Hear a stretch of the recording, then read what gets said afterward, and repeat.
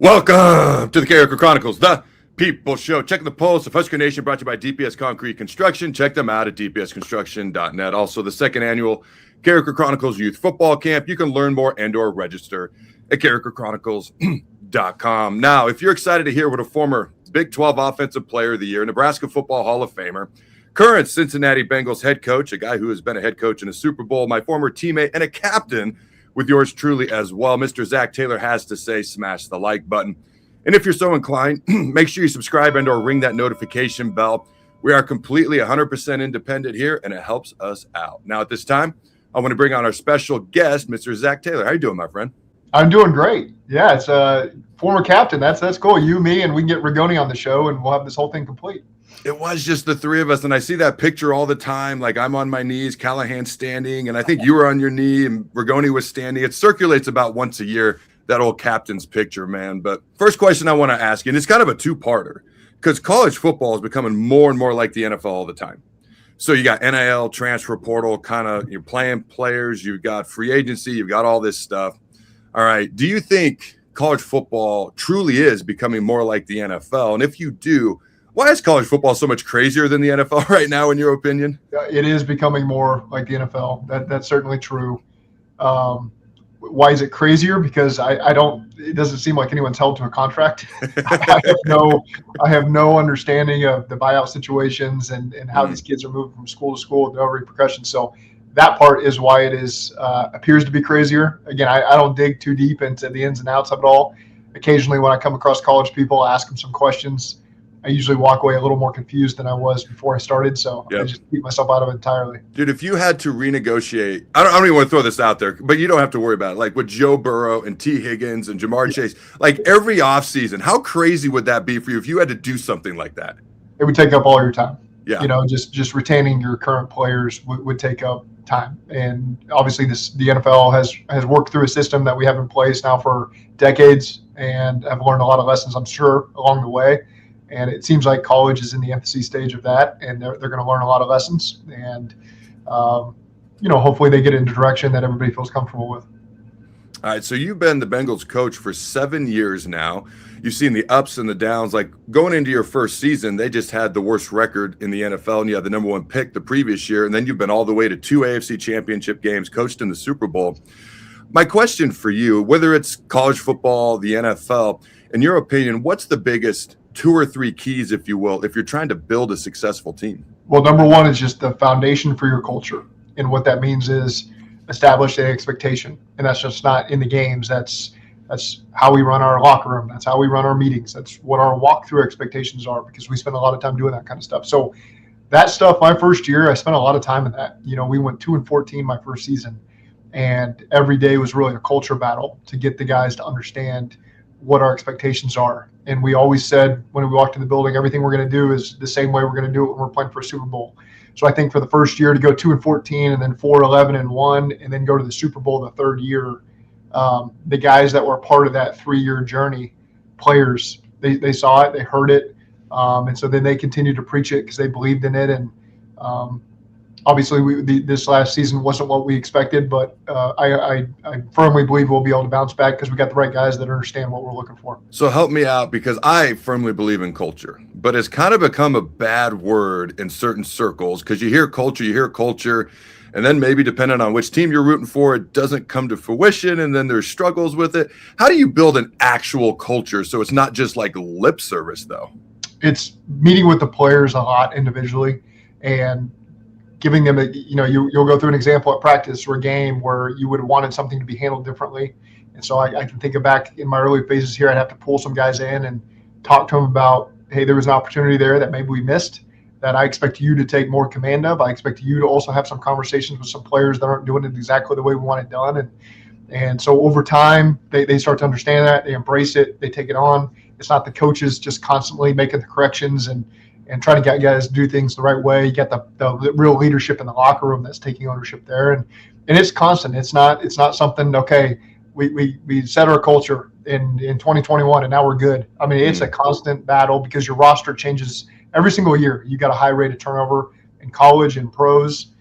So you constantly got new people coming in. You're trying to make sure you bring the right people in. And sometimes when you take some risks, you hope that you've got the right leadership on board that can help those guys become exactly who you want them to be as players. I've always kind of liked the approach of coaches should be more directors, players should be leaders. I've always kind of liked that type of approach. So, and I don't know how equipped you are to answer this, being as you're not maybe up to date on the ins and outs of how college football works. But if you were a college football head coach, just in general, would you emphasize a little bit more the transfer portal players trying to build up a new program or build a program back up, or high school, or how would you look at that? That's a hard one. Yeah, I figured. I don't have a clear. I mean, obviously, when you got older players that have learned their lessons early, because I mean, I wasn't ready to play my first 2 years of college, so I transferred. Because I could see that there were other people that fit the program better, and so I left and I went to junior college for a year, and I physically matured, I emotionally matured, and then I was able to come to Nebraska and hit the ground running. And if I had gone to Nebraska as a freshman like you did, I might not have made it through. They may have formed an opinion about me my first 2 years when I was a tall, skinny kid that didn't have a very strong arm, where they said, this kid's never going to play for us. And I might have had to leave.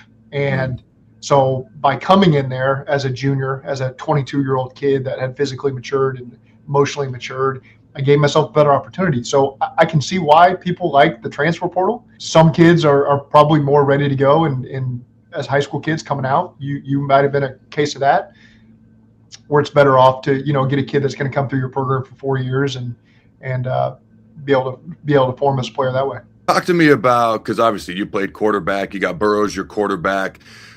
If you could have, how important is having a quarterback? It doesn't have to be like a Lamar Jackson or Michael Vick, someone who can run with elite speed, but how important is it to have a quarterback that can move around, make some plays with his feet, extend plays, a little bit of mobility in that quarterback position? How much value do you put on that? Because you look at Brady and Manning, they didn't really do that, and they had success. So how do you view that? Yeah, I think in the NFL, obviously, it helps when you have a quarterback that can get you out of a bad play or get you out of protection breakdown, and the play doesn't just immediately dissolve and end. They have a chance to get you out of a bad play and make it into a good play. And so I think, certainly we have a quarterback that's able to do that. There's plenty of them around the league as well. Those guys you mentioned always did a great job. They got the ball to their hands quickly and did a great job managing the game. And you probably see fewer of those just pure drop back, not going to scramble, not going to make a lot of plays with your feet. You don't see a lot of those guys as much anymore. I think in college, certainly with how your line's going to play, it's certainly helpful when you got a guy that can move and make plays with his feet. And as a play caller, it allows you to be a little more expansive with the offense that you want to run. Yeah, Brady and Manning got the ball out of their hands very fast. It was very annoying. I'm just going to tell you, it was very, very annoying from my perspective. I'll never forget Phillip Rivers. I heard this one time, and it's the truth. He walked up to the line of scrimmage. He knew what the defense was going to do so well. The defense was going to blitz, and it was the defensive player whose name escapes me at this moment. He was lined up, and he was going to blitz the wrong gap, and Phillip goes, "You're lined up wrong. You need to blitz there." And then they ran the play and got like 15 yards or whatever. That's how intellectually smart some of the quarterbacks have been in the past. And I don't know how much you watch Nebraska football, but I'd be remiss if I didn't ask this, okay? I don't know what your thoughts on the first 3 years under Matt Rhule have been so far, and what do you think are fair, realistic expectations going into next year for the Huskers? Yeah, I can't really speak to that. I know it's always a work in progress, and there's plenty of years where, it can flip like that. You got one key player that comes in, or one key group that's really matured as a group and can help take you to the next level. And so, I know that staff's working really hard and they've got a plan in place.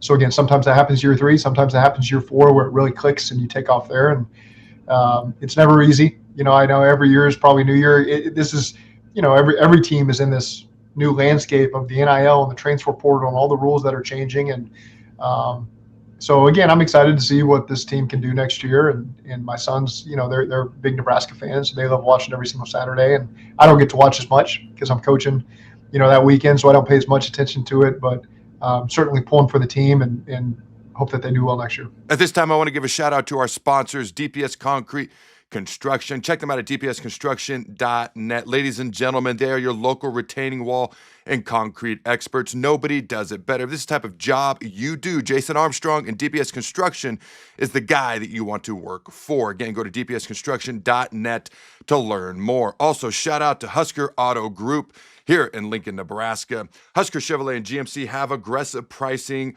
on all Silverados and Sierras up to $11,000 off of MSRP. APR as low as 2.9% financing with approved credit. See dealer for details. Husker Chevrolet and GMC also has a great selection of 3/4-ton Silverado and Sierra trucks. Husker Chevrolet and GMC is locally owned and operated. Husker Auto Group is conveniently located off of North 27th Street and I-80 in North Lincoln.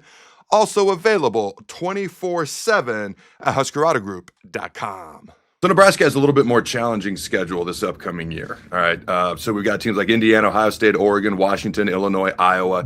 At least 5, if not all 6 of those teams are probably going to be ranked, several in the top 15, 10, or even 5. But I looked at your schedule the past few years. Now, in your division, every year you're going to play the Ravens twice. You're going to play the Steelers twice, perennial, playoff contenders, division rivals. Those are heated games. This past year, you played the Patriots in the Super Bowl. You played the Broncos, #1 seed in the AFC. You played the Bills, who were 3 points from the Super Bowl last year, lost in the AFC title game. So what's your approach as a coach, and what's your message to your team when you know you've got some really good teams you're going to be playing that upcoming season? Yeah, we're not so focused on what's down the road. We just focus on what's right in front of us. And, coaches always take it one game at a time. It is the truth. We don't look down the road, okay, hey, in 4 weeks, we're going to be facing Ohio State or we're going to face the Raven, whatever it is. That's never the conversation. Conversation is just let's take care of our business right now, take it one game at a time. And everybody's got tough schedules. I can look at our schedule every year, and guess what? The Ravens got to play the same schedule, and the Steelers got to play the same schedule, and eventually you get to your mantra of they got to play us, And so let's have a great team to where when people look at the schedule, they see that they got to play the Cincinnati Bengals, but they got to play the Nebraska Cornhuskers, and that's going to be a problem for them. And so focus less on who we've got coming at us, and let's focus on 365 days a year, making sure we're the team that when people look at the schedule, they're thinking, oh God, we got to go to Lincoln and play Nebraska this week. That's going to be a challenge. So that's really our focus here in Cincinnati. So I will readily admit this on my show. I'll go, I'm not a coach and I'm not a player anymore, so I can look and view things differently than a coach and player would. Like if I was a coach, exactly what you laid out. Boom. When I was a player, exactly what you laid out. Doing what I do now, it's a little bit different. I can have a little bit more fun with things, try to keep it in the realm of what's realistic as well. And I know you aren't able to watch Nebraska consistently. Obviously, you're coaching on Sundays, prepping for those games on Sundays, while games are being played on Saturdays. But over the years, I'm sure you're aware of Dana Holgorsen, our current offensive coordinator, had great success over the years. All right. What's kind of your impression of Holgorsen's offense over the years and kind of how he does things as you've seen them from afar? Well, I can certainly speak more to when he was at Houston and when he was at Oklahoma State. All that because I was in the Big 12 at that time at Texas A&M. So I remember I ran. Dana wouldn't even know this. He wouldn't remember this. But when I was a GA at A&M, he came and spoke at a convention in College Station, and the A&M GAs ran the presentations for the coach. So whatever he needed set up to speak to this group of high school coaches, me and Clint Kubiak and some of the other GAs were in charge of setting that up and standing there in case they need something. So I remember watching him give a screen presentation in probably 2009, 2010. And was really impressed. He'd always done a great job in Houston, had always done a great job at Oklahoma State. Always thought that he was one of the top play callers in the game and very innovative, not afraid to take chances. Did a great job at West Virginia. And so I was excited to see him come to Nebraska because I've always thought very highly of him. And again, no relationship with him whatsoever, but just always been really impressed with how he's developed players and how he's gotten the most out of a lot of offenses that didn't always have top talent. Those teams didn't always have. They weren't beating Texas for recruits and all the top teams, but he always did a great job getting the most out of the guys that he had. So I don't know how much you've been able to watch his offense the past year, a little over a year here at Nebraska. I'm curious your thoughts because obviously Dylan Raiola, very talented guy, going to be at Oregon. Wish him the best of luck going forward. But Anthony Colandrea is a quarterback that Holgorsen has picked along with Rhule and the rest of the staff. How do you think that might help Nebraska's offense going forward, having a quarterback who fits a little bit more physically what Dana Holgorsen's quarterbacks have been in the past and maybe what Dana Holgorsen likes to typically do? Yeah, it's hard for me to get into the weeds of their scheme or what their expectations are, but anytime they've got conviction on bringing a guy in, whether that's Matt Rhule or Dana Holgorsen, Glenn Thomas, all those guys, you trust that they're really good coaches that know what they're looking for, and they have a purpose for bringing guys in. And so again, anytime you're bringing in a guy that you've recruited and evaluated and have a vision for, I think that's a great thing for the program. All right, I'm gonna put you on the spot with this one. You ready? Sure. If you're like, sure, okay, here we go, Adam. No, I told you beforehand, we're just having fun here. So if you had to choose in general, college, NFL, high school, you're just a coach, and you're given the option. All right, in this utopian world, you can have a great O-line and an average quarterback, or a great quarterback and an average O-line. Which one would you choose? Well, I'm as a former quarterback, I'm always going to be partial to a quarterback. You like a little bit of everything, but I know this: if you don't have a quarterback you believe in, it's usually a long season. What's it like being an NFL head coach? Like, I'm going to ask you, could you ever have envisioned me doing this one day here in the next question or two? I could see you getting into coaching and maybe being a coach, and I'm not surprised you're doing well in the NFL, but what's it like being an NFL head coach? And for any Bengals fans tuning in, what's an way early outlook for the Bengals next season? Well, the way early outlook is we're going to take it one game at a time. I can promise you that. So when the schedule comes out in May, we'll focus on that. I love this job. I think I love living in Cincinnati. I love working for the Bengals. And again, I've always maintained I'm probably not for every franchise. I don't want to live all over the country. This is one that I love, and I want to be here and certainly make my mark on the organization in this community. And by doing that, you bring a Super Bowl championship that we've never won here. And so that's our purpose here and our mission and what we strive for every single day. I love, had a chance to hire a coaching staff here over the last 7.5 years and got guys in the building I love working with. And so we've been really intentful on guys that we're bringing in here to be a part of this, that I think our players can have confidence in. So part of my job is making sure you manage all the coaches, that they're doing right by the players. You have a lot of conversations with people on a daily basis. That's no different than being a head coach in Nebraska or being a high school head coach. If your door's open, someone's going to stop in, have something for you. And I like that. I like interacting with people, but it's as a head coach, you have a lot of conversations on a daily basis, and you got to do your best to manage all that. What's it like coaching in a Super Bowl? I've gotten to coach in 2 now. Once an assistant, once as a head coach, and I was almost late to the Super Bowl. I was in here at Cincinnati. They were putting my mic on me, and the mic kick got stuck. So I was in the locker room all alone with the mic guy, and we couldn't get the mic on me. So I missed the player introductions. I missed all that stuff. I kind of had to walk out a side door right before they did the anthem and all that kind of stuff. So I had a unique pregame experience, certainly. But then once you get in the game, you understand what's at stake, certainly, but it doesn't affect how the game is called by you. You put in a lot of prep work, and really the most unique part is the 2 weeks leading up to the game. Is different. But once you get into the game, it's just like any game. You're coaching a game, trying to do the best for your players and find a way to win. If I remember right, I believe that's the one where The Rock did the whole pregame and he hyped the crowd. You missed all that, man. Oh, no, I was there for that because you were lined up for kickoff. Okay, we went out there to line up for kickoff return, and we didn't know that was happening. And so all of a sudden, The Rock's out there giving this 84-minute, and nobody knew what was happening. Yeah.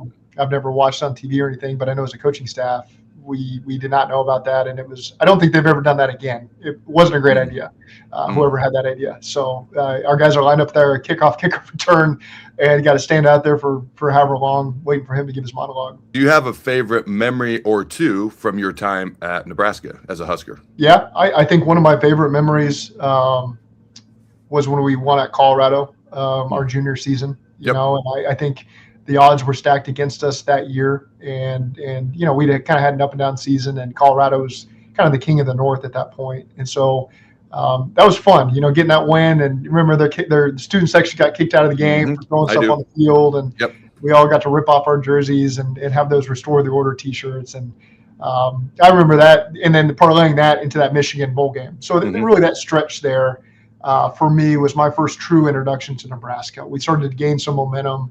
we started to see what it's really like when people are really excited about the program and the direction we're headed. And so then that never hurts Adam catapulting into our senior off season. You always have a great off season in summer when people are excited about the program and you finish on a good note. And so that's probably my favorite moment. Obviously when we beat A&M down in College Station our senior year to win the Big 12 North, I thought was great.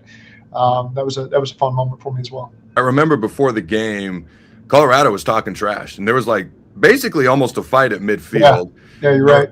We dominated the game like 30-3. I don't know if you ever knew that I got asthma pretty bad. And so every year when I get the schedule, when I was playing, I would look for two things. I didn't care about cold weather. That didn't bother me at all. Yeah. Hot weather and Colorado, like either Denver or at Colorado, the altitude. And that I remember I was nervous because anytime I went to Colorado, I get short of breath. You guys had the ball for over 40 minutes on offense. We were on the field for like 19 minutes. Dude, I've never been so happy to see our offense just control the clock the whole game. Because even when I was out there, I could kind of feel it a little bit, but it was never too bad. I want to give a shout out to our good friends and partners at 626 Auto Service in Lincoln. You can check them out at 626autoservice.com. They're also located at 2405 P Street, again, in good old Lincoln, Nebraska.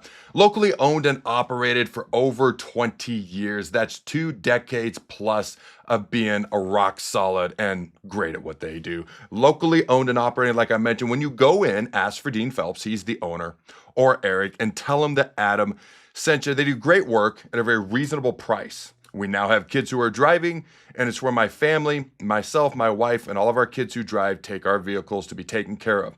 Everything from oil changes to engine replacements.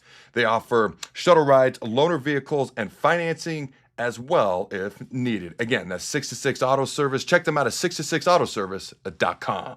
Ladies and gentlemen, if you're searching for a financial planner who is rooted in Nebraska values, Allen Capital Group is a homegrown Nebraska business with offices in Grand Island, Ogallala, Omaha, and Scotts Bluff. They will work to understand what is meaningful to your financial needs, wants, and wishes. I know this personally as they've helped me and my family navigate our finances for years. Check out their website at allencapgroup.com. Again, that's ALLENCAP Group.com for more information on Allen Capital Group, who has next level solutions and next level needs. It's allencapgroup.com. Did you ever think, because people know this, I used to be insanely quiet. I saw a speech therapist for K through 5th grade. I didn't hear things right, so I didn't say things right. Kids respond in kind, so I became very, very shy. I was no different all the way through college.